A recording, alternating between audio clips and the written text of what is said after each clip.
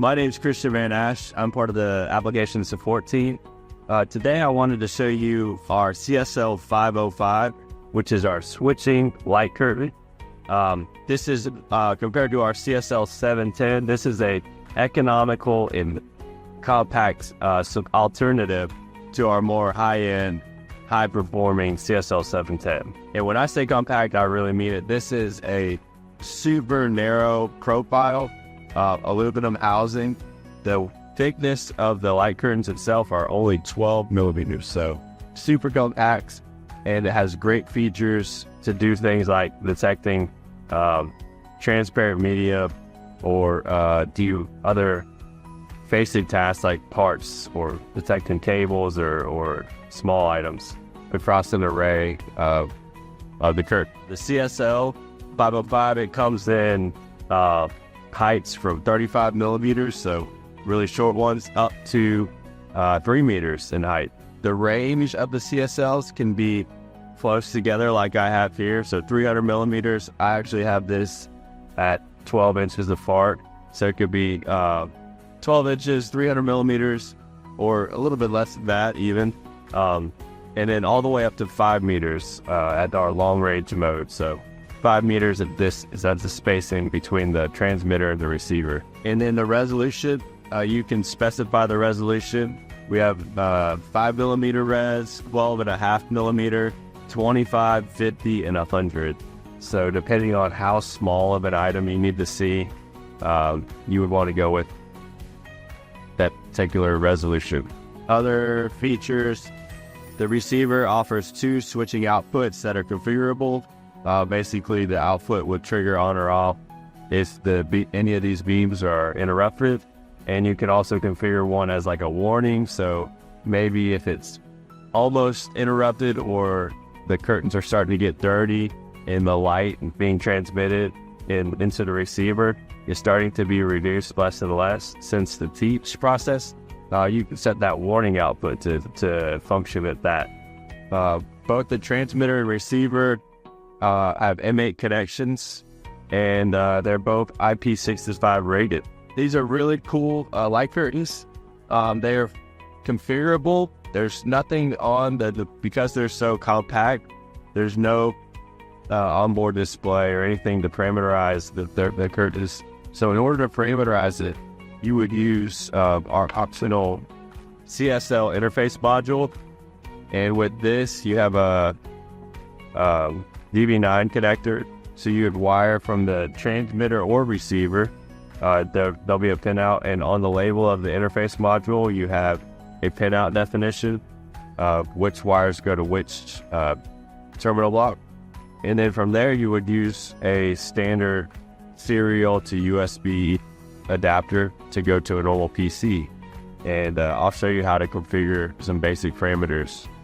But yeah, so you'd plug in the serial to Ethernet adapter, and then from here to the receiver. In this case, we're going to parameterize the receiver and go from there.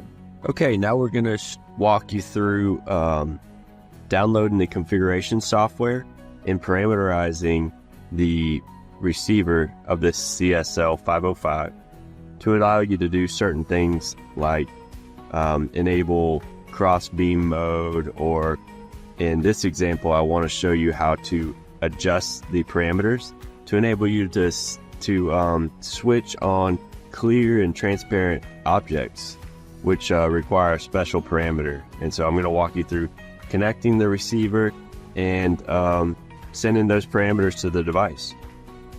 Okay, so the first thing I'm going to do is I'm going to go to our website and type in the part number of the receiver. And I'm going to go down to our downloads page. And right here, I'm going to download the configuration software. Now in my downloads, I've got the CSL, I've unzipped it already. I'm going to go, there's 2 different versions, one for the transmitter and one for the receiver. I'm going to open the receiver. And once it opens, there's going to be a prompt that comes up right here. That's going to want you to specify which COM port the configuration tool is connected to over USB. So the quick way to identify that is to open up your device manager here.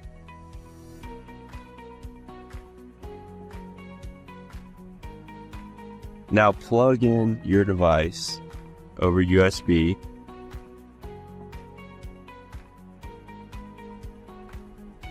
You'll see a section here called ports, COM, and this is the USB to serial converter that I'm using to talk to this CSL interface module. So I see it's COM8. So I'm going to go back to the tool and type in COM8 : hit OK. All right, it says it's found the receiver, and it just updated. Down here on the bottom right, you'll see that it's talking to the receiver, the version of the receiver, and it also specifies the firmware.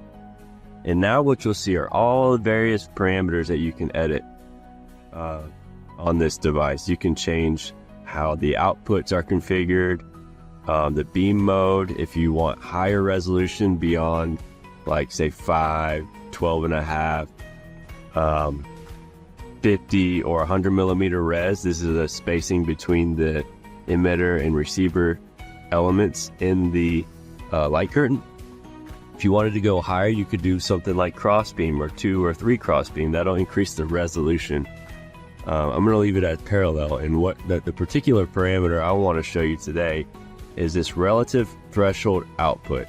And what this setting does is it tells the light curtains how much light has to be blocked from the transmitter to the receiver, something blocking the receiving element.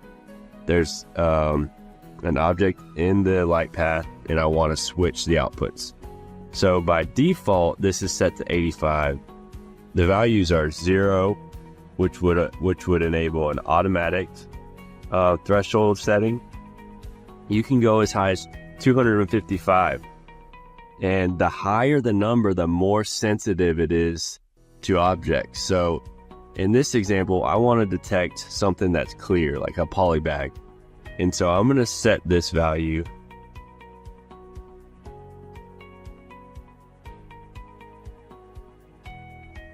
Okay, and I'm going to hit enter.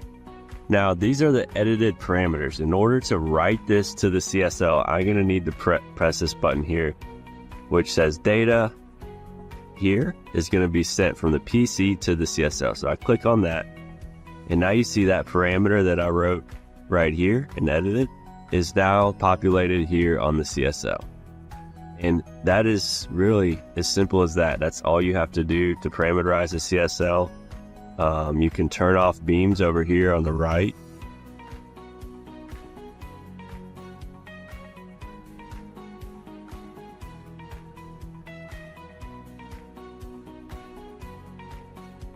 Basically, that's it. And if I want to put this CSL back in operation mode, I can either disconnect it from the interface and wire it like normal to a power supply, or I can leave it connected to the interface box, and I can just say, go into normal operation mode.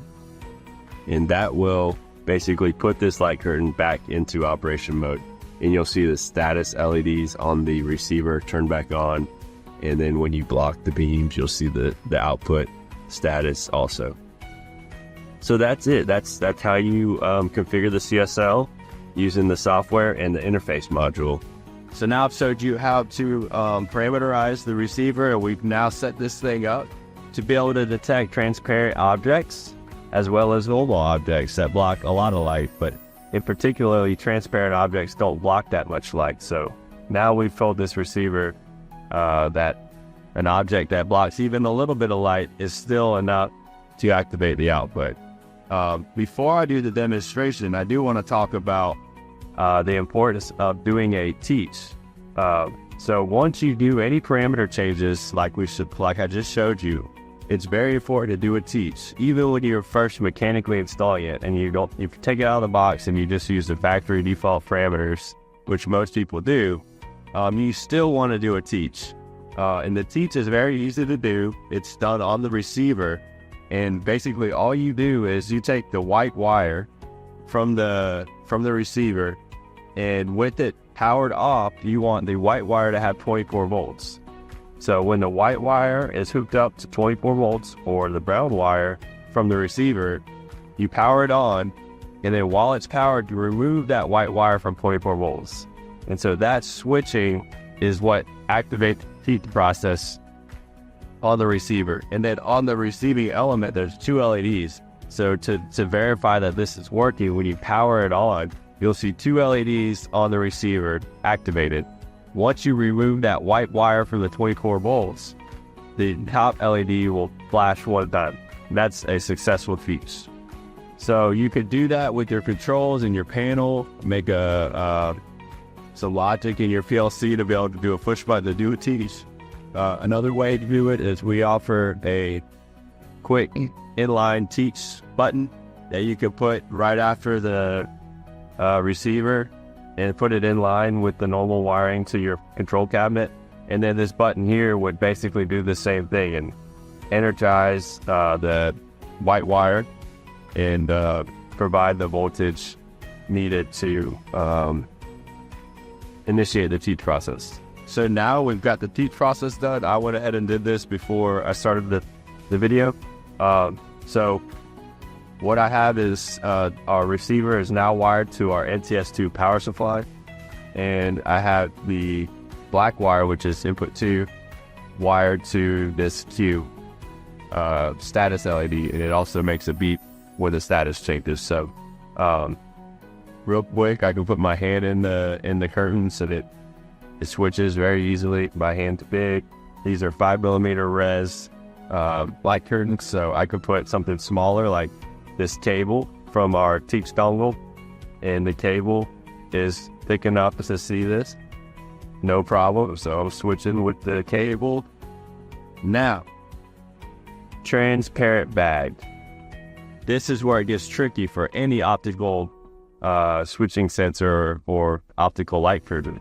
But because of what we did with the parameters, this thing is ready to see even the slightest reduction in light from the transmitter to the receiver, and we'll switch the outputs after it's identified that. So I'm going to put this bagging now in it, and there you go.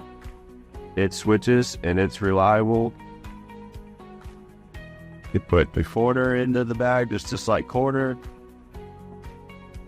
There. So there you have it. CSL 505 works with transparent objects, really compact, economical switching light curtain. If you have any questions, let us know. Otherwise, have a great rest of the day.